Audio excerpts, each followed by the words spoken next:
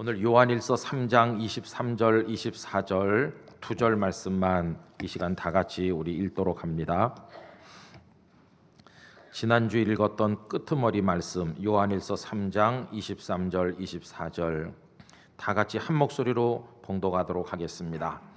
그의 계명은 이것이니 곧 그 아들 예수 그리스도의 이름을 믿고 그가 우리에게 주신 계명대로 서로 사랑할 것이니라. 그의 계명을 지키는 자는 주 안에 거하고 주는 그의 안에 거하시나니 우리에게 주신 성령으로 말미암아 그가 우리 안에 거하시는 줄을 우리가 아느니라. 아멘. 우리는 하나님을 믿고 있습니다. 신앙생활 한다 그렇게 말하죠. 근데 여러분, 신앙생활 하는 게 굉장히 힘이 드십니까? 아니면 아주 쉽습니까? 어떤 분들을 보면 신앙생활하는 게 너무 힘든데 어렵게 하시는 분들이 있는 것 같아요. 그러나 어떤 영적인 원리를 깨닫고 나면 아주 쉽게 하는 거죠. 근데 쉽게 한다고 해서 대강한다 그런 말이 아니고, 하나님 기뻐하시는 신앙생활 하지만 어렵게 느껴지지 않도록 쉽게 한다 그런 뜻입니다. 예를 들어서 굉장히 어려운 수학 문제를 하나 받아들었을 때 그 공식과 원리를 모르면 하루 종일 애를 써도 풀 수가 없습니다. 굉장히 어렵죠. 그러나 수학의 원리를 알고 공식을 잘 알고 있는 학생이라면 어려운 문제지만 차근차근 밟아 나가면 아주 쉽게 문제를 풀 수 있지 않겠습니까? 우리가 신앙생활하고 하나님을 믿는 것도 그와 같습니다. 그런데요, 굉장히 어렵게 노력하고 애를 쓰면서 하나님을 제대로 밀어보려고 했던 어떤 사람이 있었는데, 이제 그 사람의 고백이라고 할지 그걸 여러분들에게 한번 읽어드리도록 하겠습니다. 나는 성실한 수도사였어. 내가 속한 종단의 규칙을 얼마나 꼼꼼하게 지켰든지. 그놈의 수도원 생활로 수도사가 하늘에 갈 수 있는 거라면 그건 바로 나를 두고 하는 말일 거라는 자화자찬까지 늘어놓을 정도였으니까. 그때 나와 함께 수도원에 있었던 형제들이 그 사실을 증명해 줄 거야. 아마 내가 그 일을 더 이상 계속했더라면 철야하다가, 기도하다가, 독서하다가, 그리고 다른 일을 하다가 죽고 말았을 거야. 이렇게 고백한 분이 있습니다. 자기가 소속된 종단의 규칙을 얼마나 꼼꼼히 요만큼도 어기지 않으려고 지켰는지, 굉장히 힘들어서 그 일을 계속했더라면 죽고 말았을 거라고 이야기하는 분이 누구실까요? 다름 아닌 종교개혁의 대표 주자인 마틴 루터입니다. 여러분, 루터는 왜 이렇게까지 애를 썼을까? 그게 이제 이야기가 있죠. 원래는 아버지께서 너는 꼭 출세해야 되니까 법을 전공해야 된다. 그래서 이제 법을 공부하는 법학도였어요. 그런데 어느 날 벼락이 치는데 친구가 눈앞에서 죽는 것을 보고 나서 큰 충격을 받았어요. 우리 존재가 뭐냐? 당장이라도 저렇게 죽어 나갈 수밖에 없는 연약한 존재인데 뭐 성공하고 출세하는 거 그게 뭐가 중요해? 우선 하나님의 자비를 입어서 내가 구원을 받는 게 훨씬 중요하지, 성공하고 출세하는 건 그건 나중 문제야. 이게 생각이 확 바뀌었어요.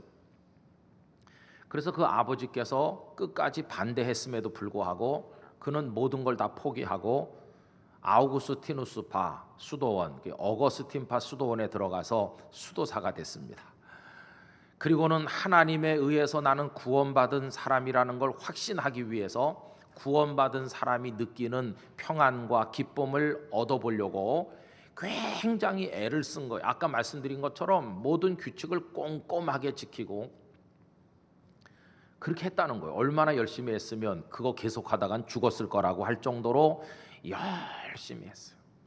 근데 문제는요, 마음에 기쁨도 없고 평안도 없고 어려운 수학 문제를 가지고 끙끙대는 사람처럼 애는 쓰는데 되는 건 하나도 없었다 하는 것입니다. 그는요, 성자들 거룩하게 살다 떠났다고 흔히 말하는 그런 분들이 입고 살던 무슨 옷, 뭐 그분들의 유물, 그 앞에 가서 기도하면 그들이 남긴 공로가 내 것이 되지 않을까, 그런 기대를 가지고 소위 거룩한 유물들을 참배하는 데도 열심히 있었고, 1510년에는 로마를 방문할 기회가 있었는데, 이건 뭐 알 수 없는 얘기지만 전해지기를, 예수님께서 빌라도에게 재판받을 때 서 계셨던 바로 그 계단이라고 전해지는, 그 팔레스틴 예루살렘에서 가져왔다는 계단이 로마에 있었는데, 그 계단을 입맞추고 무릎으로 기어 올라갔다 무릎으로 기어 내려오면서 무릎이 홀라당 벗겨지고 피가 나고 그런 고행을 하기도 했어요. 그러나 그게 아무 의미가 없었어요. 평화는커녕 그가 안페이퉁이라고 말했던 그런 감정에 사로잡혀서, 그 감정이 뭐냐 하면 지금 곧 하나님이 자기를 확 쳐서 금방 죽을 것 같다는 공포심, 두려움, 그런 거를 계속 느꼈어요.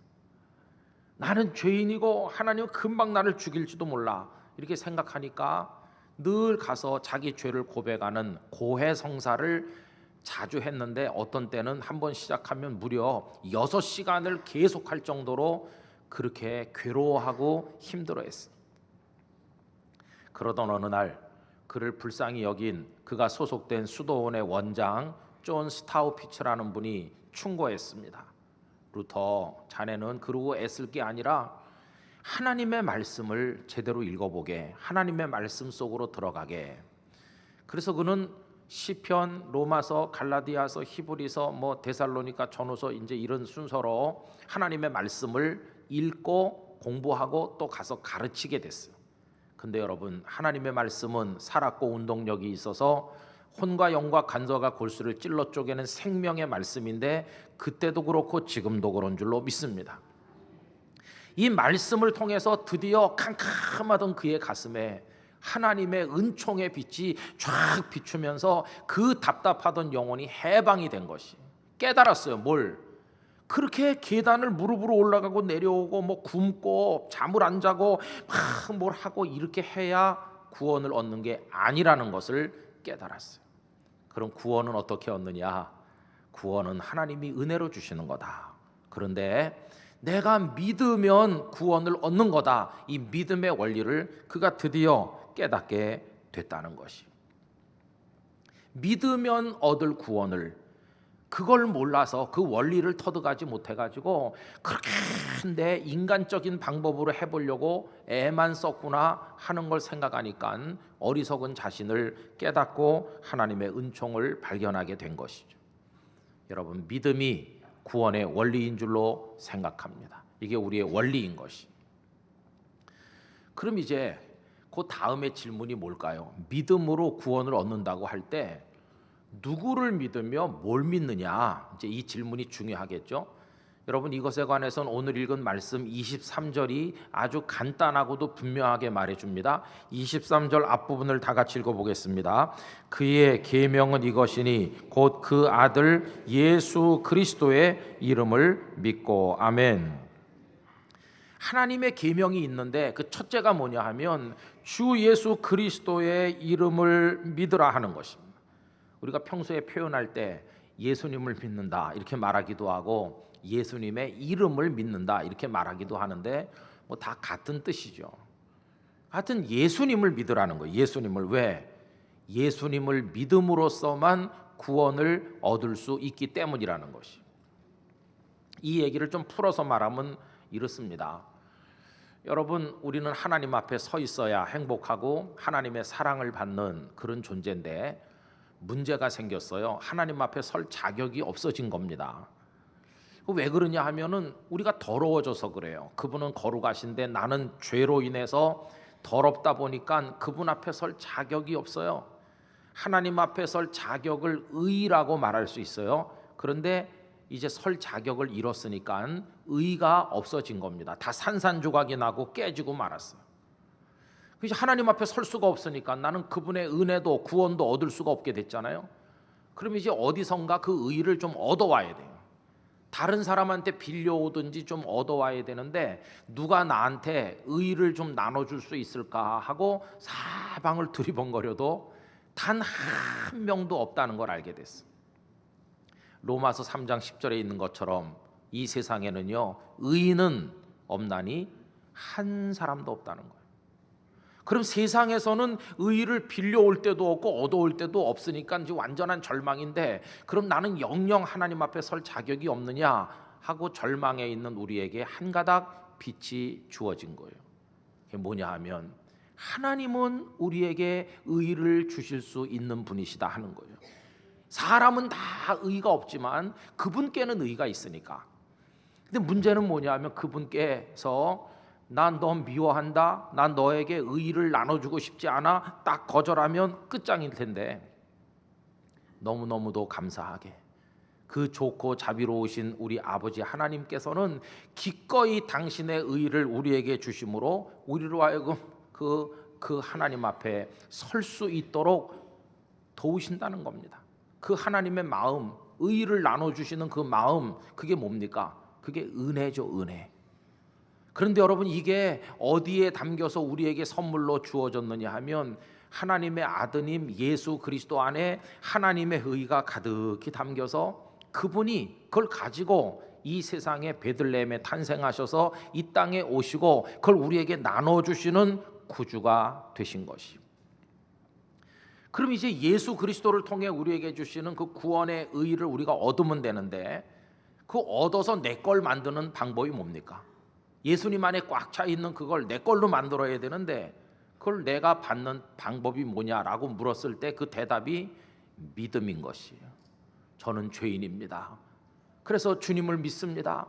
주님이 하나님의 독생자로서 그 하나님의 의의를 가지고 우리에게 오신 분임을 내가 믿습니다. 주여 나를 불쌍히 여겨 주십시오. 이렇게 할 때 그 믿음을 통해 우리는 하나님의 의의를 받는 은총의 사람이 된다는 것이, 이게 바로 우리가 하나님 앞에서 예수님을 믿어야 될 그 이유가 된다고 하는 것입니다. 그런 의미에서 우리 땅끝교회 교우 여러분, 예수님을 잘 믿으셔야 됩니다. 예수님만 믿으셔야 됩니다. 예수님만이 우리를 구원하는 분임을 믿으셔야 됩니다. 그거보다 더 중요한 것은 없습니다. 그래서 오직 믿음인데, 예수님을 향한 그 믿음이 우리를 구원하는 겁니다. 그 종교개혁의 원리 중에 하나는 오직 믿음, 솔라 피데, 그걸 우리가 굳게 붙들게 된 것입니다. 그래서 여러분, 우리는 예수님 이외에는 그 누구도 우리의 구원자로 믿지 않습니다. 당시 교황이 굉장한 위세를 떨쳤지만 종교개혁자들은 교황 믿지 않았어요. 그도 똑같은 인간이요 죄인일 뿐이지 구원자는 아니라는 것을 알았기 때문이었습니다. 여러분, 대단히 설교를 잘하는 목사님이 있고 유명한 목사님이 있어도, 그리고 영험해 보이는 어떤 사람이 있어도 그가 우리를 구원하는 것은 아닙니다. 권력을 가지고 많은 돈을 가진 권력자들과 재벌들이 있어도 그들이 우리를 구원하는 건 아니기에 우리는 그들을 믿지 않습니다. 우리를 구원하는 구주 오직 한 분, 예수 그리스도뿐임을 다시 한번 우리가 확인해야만 될 것입니다. 그래서 사도행전 4장 12절이 뭐라고 말씀합니까? 다 같이 읽어보겠습니다. 다른 이로서는 구원을 받을 수 없나니 천하 사람 중에 구원을 받을 만한 다른 이름을 우리에게 주신 일이 없음이라 하였더라. 할렐루야. 다른 이름은 없고 오직 예수님 한 분밖에 없습니다. 그래 루터가요, 막 종단의 규칙을 지키고 막 별별 일을 다 해도 마음에 평화가 없었는데, 예수님을 믿으면 쉽게 될 걸, 믿기만 하면 구원받는 걸 내가 왜 몰랐을까? 이제는 그의 가슴에 은총의 빛이 쫙 비쳤어. 더 이상 내가 사탄의 놀림거리가 안 되고 이제 나는 풀렸다. 족쇄로부터 이제 자유를 얻었다. 이 기쁨이 충만했어요. 루터가 경험했던 그 해방된 구원받은 자의 기쁨과 평화, 오늘 우리 안에도 넘쳐나기를 원합니다. 그래서 그가 찬송가를 많이 지었어요. 루터가 기쁨으로 지은 찬송가, 오래전 수백 년 된 찬송가인데, 혹시 김 목사가 부르나 기대하겠지만 부르는 건 아니고요, 그냥 가사만 읽어드릴 테니까. 이 곡이 어떤지도 모릅니다. 수백 년 된 찬송, 가사는 우리에게 전해지고 있어요. 마귀의 감옥에 나 묶여 있었네, 사망의 고통이 날 휘감고 있었네, 밤낮으로 나의 죄 나를 핥히었네. 내 어머니 왜 날 낳으셨던고. 갈수록 깊어가는 내 괴로움, 인생이 재미가 없었네. 죄로 나 미쳐버렸네.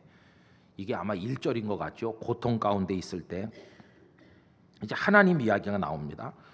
그때 아버지 이맛살을 찌푸리셨네. 마냥 시달리는 나를 보시고 영원한 사랑 주마 맹세하셨네.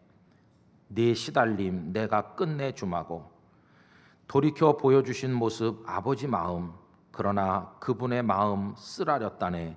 아끼던 아들 값으로 대신하느라. 우리를 구원하기 위해서 독생자 예수님을 십자가에 던지는 그 하나님의 마음이 쓰라리다는 거예요. 그럼에도 우리를 사랑하셨습니다. 그렇게 이 땅에 오신 독생자 예수님은 뭐라고 말씀하시나? 예수님의 이야기가 그 다음에 나가요.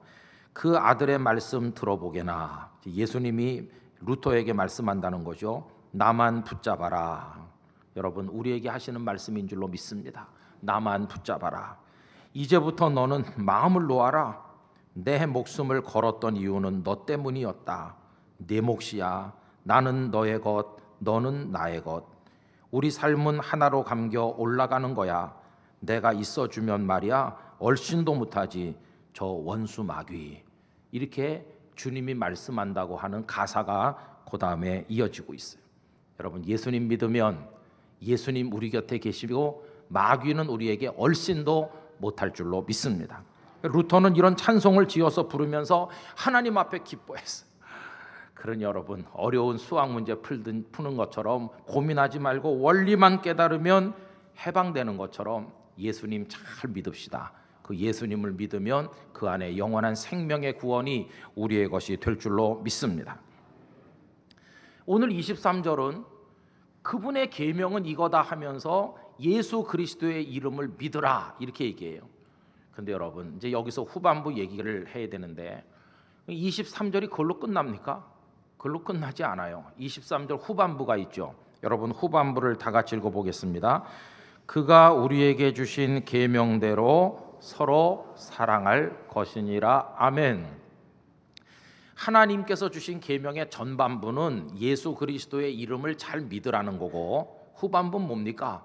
그분이 주신 계명대로 어떻게 하라고요? 서로 사랑하라고요. 이게 후반부예요.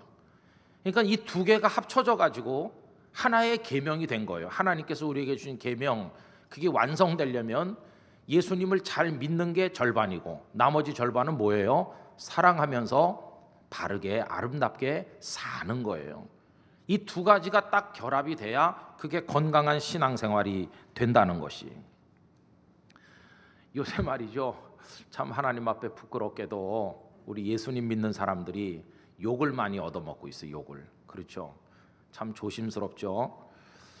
지난 월요일 날 이제 제가 설교하러 어디 가다가 감천 로타리에서 접촉 사고가 있었거든요.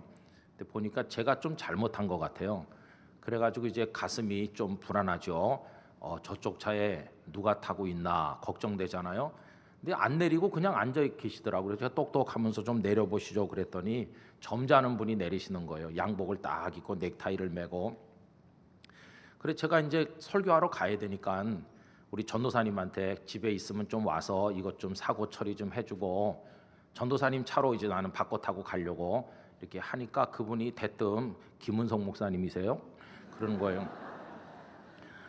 그때 제가 놀랬을까요? 반가웠을까요? 아, 예수 믿는 사람이구나. 일단 나를 아니까 이게 어디예요, 그죠? 어떻게 아세요? 그랬더니 방송 설교에 많이 듣던 목소리라고. 교인이세요? 그러니까 부산의 어느 교회 안수 집사님이라고. 그래가지고 잘 됐습니다. 그분이 빨리 설교하러 가셔야죠 막 이러면서 숙제를 하나 주대요. 장인어른이 영도 여기 배수지 앞에 사는데 전도나 좀 해주세요. 그래.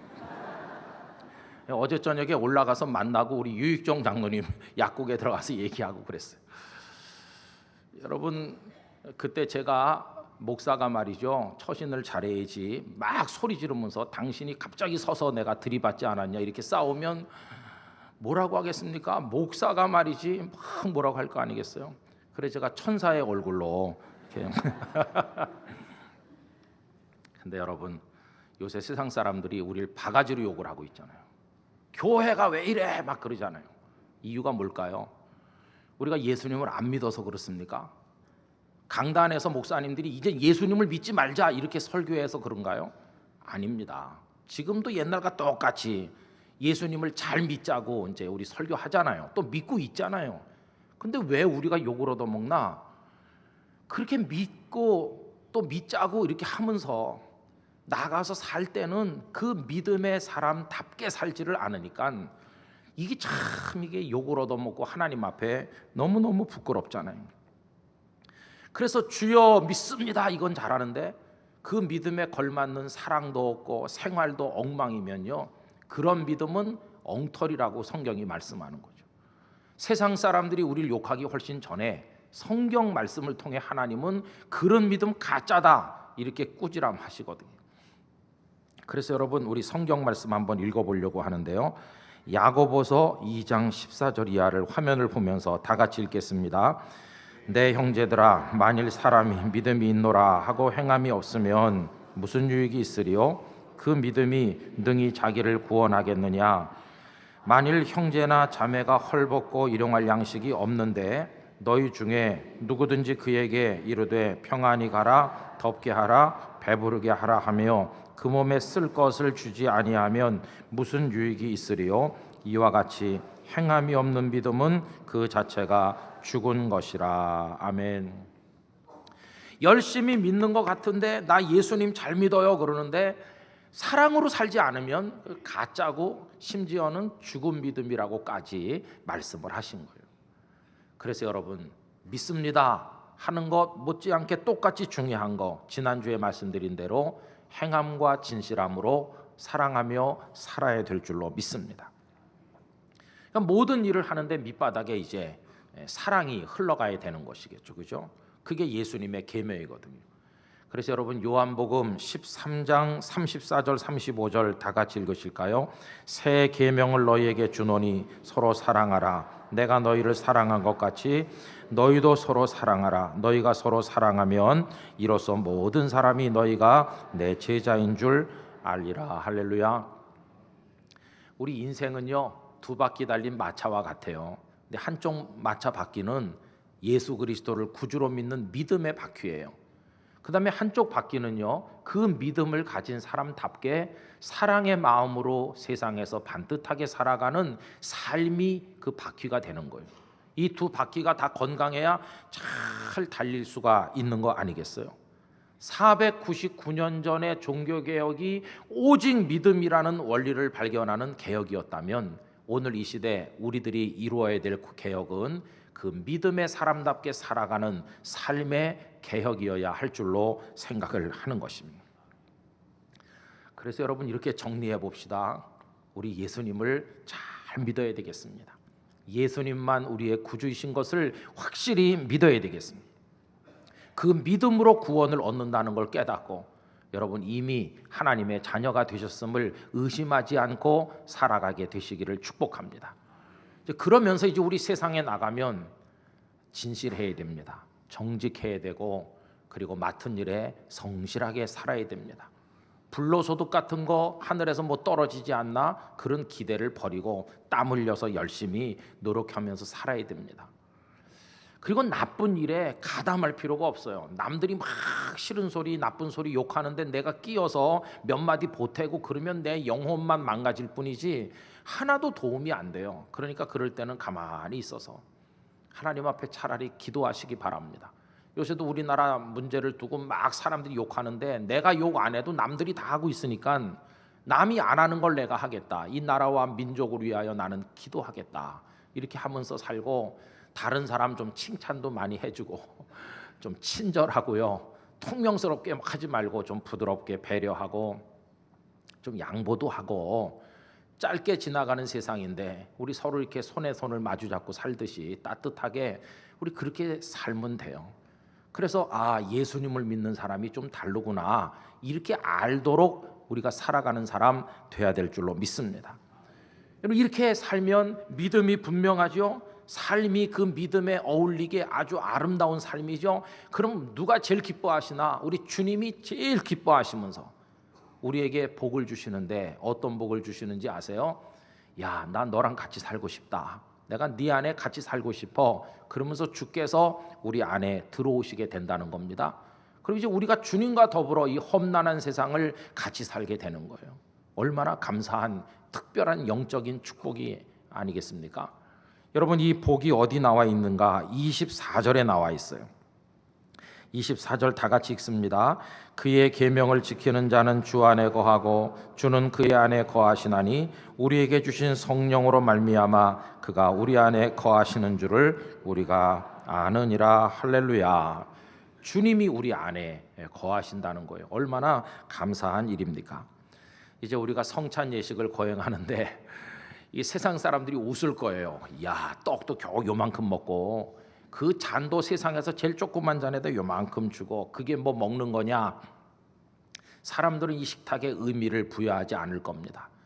그러나 하나님께서 우리에게 어떤 은혜와 복을 주시는지를 알고 예수님을 믿는 사람에게는 둘도 없이 소중한 것입니다. 여러분, 이 성탄에 참여함으로 앞으로 주님을 구주로 더 분명히 더 잘 믿게 되시기를 바랍니다. 그리고 이제 결심하십시오. 이게 우리 몸속에 들어가 우리의 몸이 되고 피가 돼서 세상에 나가 사랑의 마음을 가지고 내가 그리스도인답게 살겠습니다. 그런 결단을 하시게 되기를 바랍니다.